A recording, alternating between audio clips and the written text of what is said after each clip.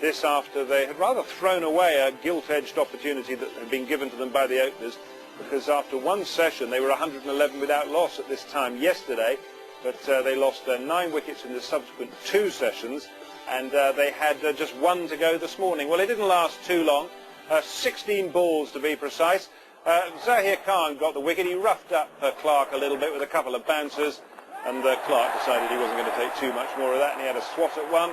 Harbhajan took a very decent catch out at deep mid-wicket. Clark gone for 21, not adding to his overnight score, and that was 343 all out. So 16 runs added, 6 runs added rather, in 16 balls in 10 minutes, and the Aussies were all out, and the Indians were heading back to the pavilion with the openers to strap on their pads and start thinking about having a bit of a bat.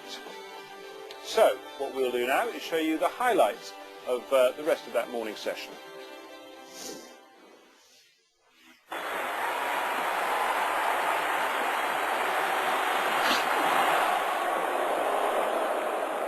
First ball into the pink gloves, gone, dropped. No wonder it hit him on the ankle. Didn't bounce much. Yeah, it wasn't an easy take. It bounced through, just low, a little bit of outswing, hits the seam, but doesn't really fly. It skids low. No, got to get rid of them, Gilly. No. Nicely played. Great start.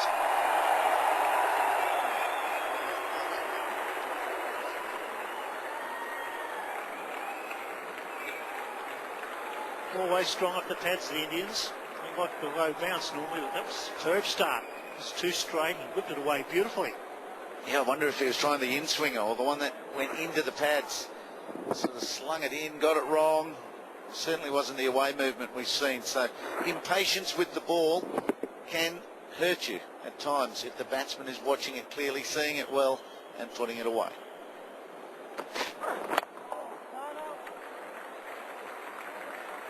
It's 1 for 2.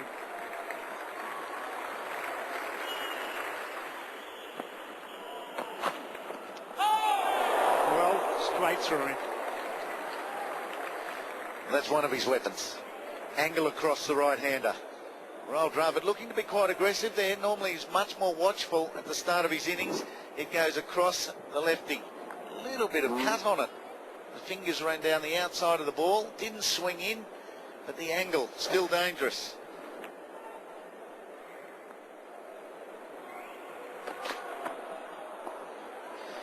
We just saw a pretty important piece of communication too going on by Gilchrist to the bowlers. They're having a real discussion on which side of the ball to shine. So he's saying swap it over, shine the other side to the one we decided to shine, and he'll do the little bird signal there, not the bird, not the side of the ball that's got the kookaburra on it. Don't shine it. We're going to shine the other side.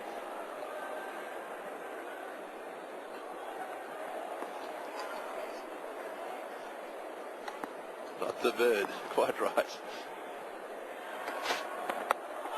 Well played. There is nothing worse if you're an opening bowler, especially if you're one who tries to swing the ball a bit, than having the bloke down the other end shining the wrong side. Or maybe one side's just been cut up more than they hoped.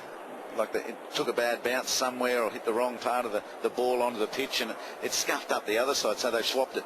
One side's got a little gold picture of the bird, and the other side's got the lettering of A.G. Thompson, the manufacturers. So they've swapped it, and they're going to shine the side with writing on it.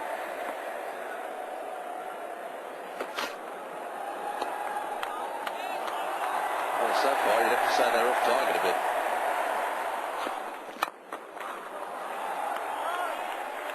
Now swing's the thing for Mitchell Johnson at the moment. He's been pushing that ball across the two right-handers towards the slips. There's no shortage of slips there. They're all over the place. But the thing is to get the seam in the right position and have it darting in from outside the right-handers off stump. There's 2 of them there. But not much swing at the moment. There is for Lee.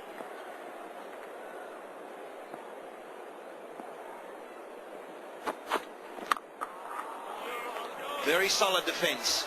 Maiden over from Johnson. No wicket for 2.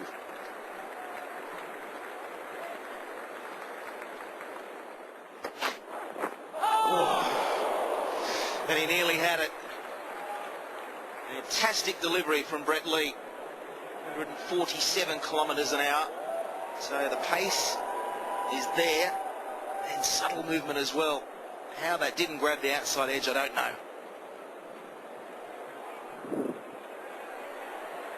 think that was what Lee was saying to Nazim Jaffa. How did that miss? I'm not going to worry Jaffa too much. He's got a good temperament.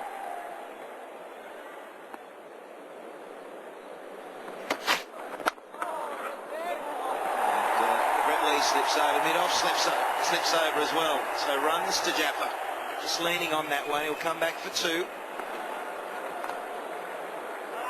Yeah, I think there's a genuine shame with the Indian setup, Mark, that Sehwag has fallen away a little bit, that he's not still opening for his country, given that he's that real blaster. He's the guy that can take the game away from you very quickly. If you don't take an early chance, if he offers one, he's going to play huge shots, and at the moment it's stalling because Dravid and Jaffa are playing the same sort of mode.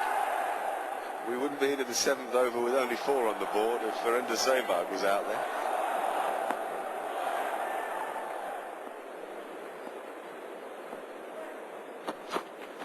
I think that one, I think it was dropped. It went quickly, low to the right. It goes down.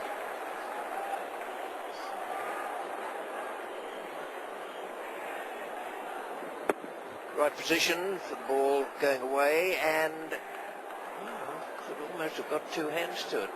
It went quite quickly, but it looked as though it could have been more than just the one-hand grab.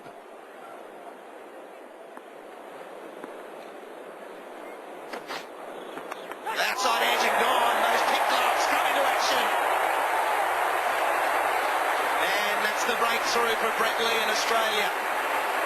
It's been slow going for Jaffa, but he's on his way now. And he's done him with a slow ball. It's dropped from 143 to 126, that one. And it got enough bounce for Gilchrist, but beautifully bowled. It beat Jaffa because it was the slower delivery. He's followed it, and he's gone. It's 1 down for 4. He's off the mark, Blanchman.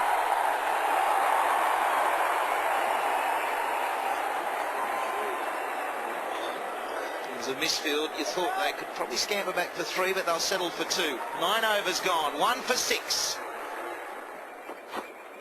Oh, past the edge. Good bowling partnership.